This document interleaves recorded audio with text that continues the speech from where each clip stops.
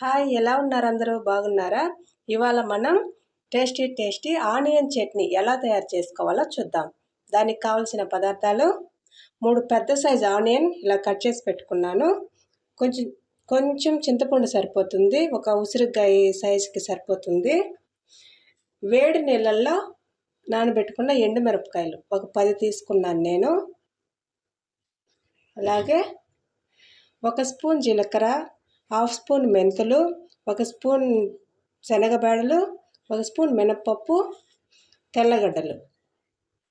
ఇప్పుడు మనం stove on చేసుకొని బాండీ పెట్టుకుందాం. కొంచెం ఆయిల్ వేసుకోండి.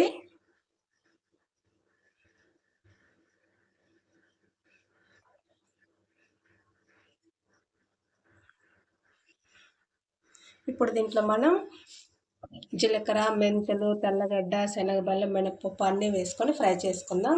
నేను తెల్లగడ్డ తోలు తీసేయలేదు, మీరు కావాలంటే తోలు తీసి వేసుకోండి.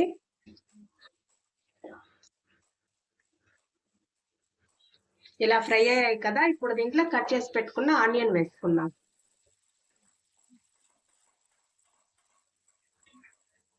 వేసుకొని ఫ్రై చేసుకోండి. ఆనియన్ త్వరగా ఫ్రై అవడానికి సాల్ట్ వేసుకుంటున్నాను.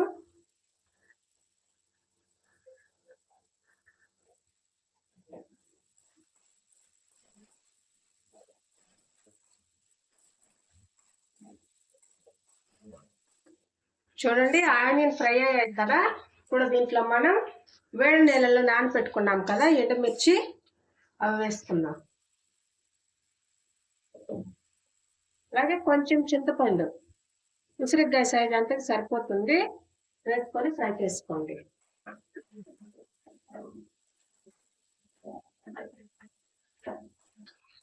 ఇలా బాగా ఫ్రై అయ్యాయి కదా, స్టవ్ ఆఫ్ చేసేసుకొని ఇవి చల్లారనిద్దాం.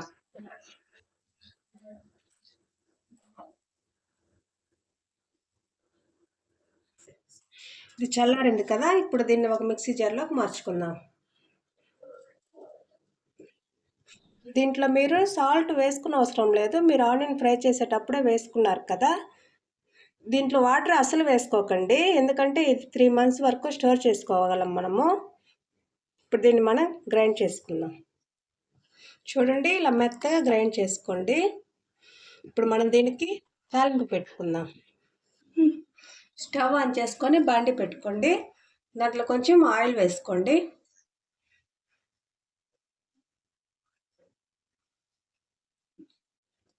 ఆయిల్ హీట్ అయింది కదా, కొంచెం ఆవాలు, కొంచెం మినప్పప్పు వేసుకొని ఫ్రై చేసుకోండి. ఫ్రై అయ్యాయి కదా, ఇప్పుడు దీంట్లో కొంచెం ఇంగువ, కరివేపాకు వేసుకొని ఫ్రై చేసుకోండి. ఇప్పుడు మనం దీంట్లో ఫస్ట్ గ్రైండ్ చేసి పెట్టుకున్నాం కదా, అది వేసుకొని బాగా కలుపుకోండి.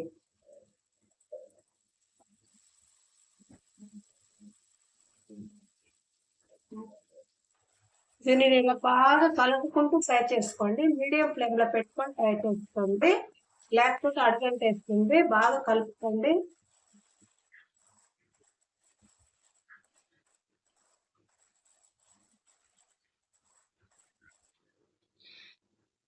మీరు దీంట్లో ఉప్పు సరిపోయిందో లేదో చెక్ చేసుకొని ఈ టైంలో వేసుకోండి.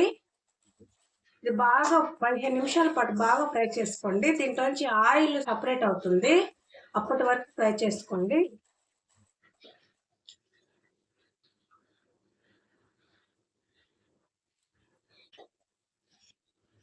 చూడండి, ఆయిల్ అంతా సపరేట్ అవుతుంది కదా, ఈ స్టేజ్లో మనం స్టవ్ ఆఫ్ చేసుకుందాం.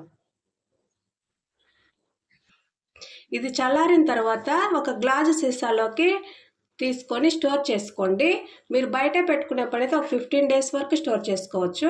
ఫ్రిడ్జ్లో అయితే ఒక 3 నెలల వరకు స్టోర్ చేసుకోవచ్చు. ఇది చాలా బాగుంటుంది, మీరు ట్రై చేసి చూడండి. ఇది ఇడ్లీ, దోశ, రైస్కి చాలా బాగుంటుందండి. రైస్లో అయితే వేడివేడి అన్నంలోకి ఈ చట్నీ వేసుకొని కొంచెం నెయ్యి వేసుకొని తినండి, చాలా రుచిగా ఉంటుంది. మీరు ఇలా ట్రై చేసుకొని టేస్ట్ చేసి ఎలా ఉందో మా కామెంట్ బాక్స్లో తెలియచేయండి. ఇలాంటి మరిన్ని వీడియోల కోసం మా ఛానల్ని లైక్, షేర్, సబ్స్క్రైబ్ చేసుకోండి. Thank you.